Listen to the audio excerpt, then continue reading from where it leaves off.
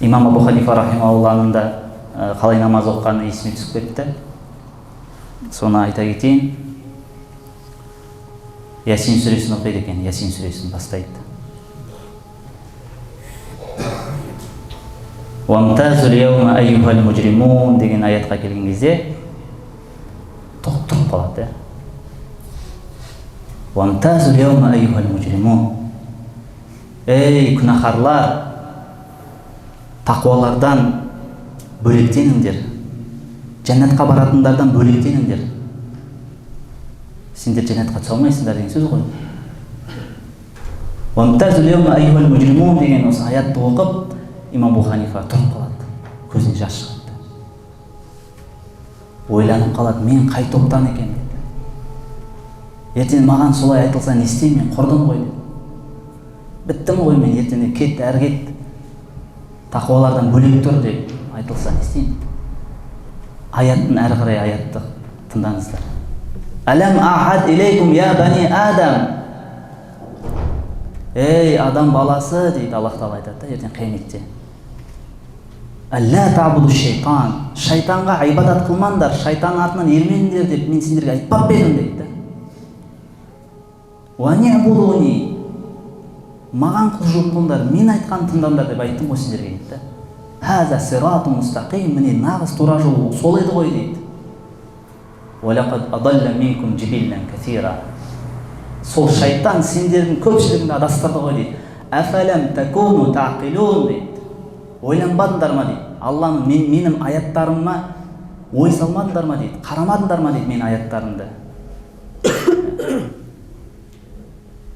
Әрі қарай ең ауыр аяттардың бірі де «Хадихи жаханнам» дейді. «Хадихи жаханнам». Міне сендерге тозақ дейді.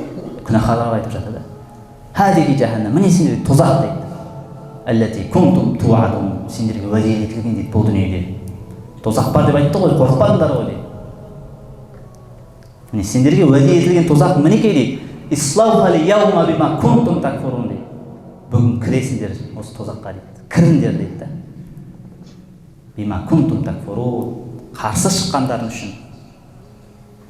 «Ал-яума нахтиму аля афуахихим ва тукаллимуна аля айдихим ва ташхаду арджулухум бима кану яксибун» дейді. Бүгін олардың ауыздарына мөр басамыз дейді.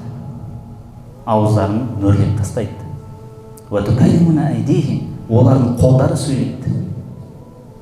Өйткені әлгі күнәһар мойындағысы келмейді.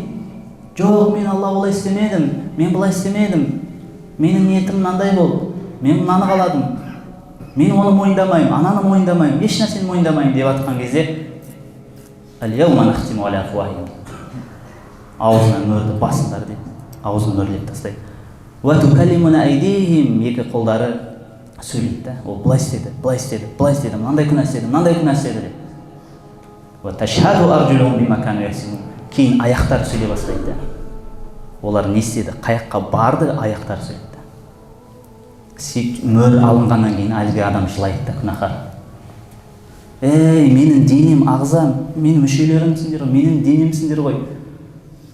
Неге олай істедіңдер?» дейді. Сол кезде «Антақаналлаху лази антақа кулла шей» дейді олар. Дене мүше сөйлейді. Барлық нәрсені сөйлетуге құдіреті жететін Алла бізді сөйлетті ғой дейді. Біз не істейміз дейді. Осы аятты имам Абу Ханифа рахимахуллах таңға дейін оқиды.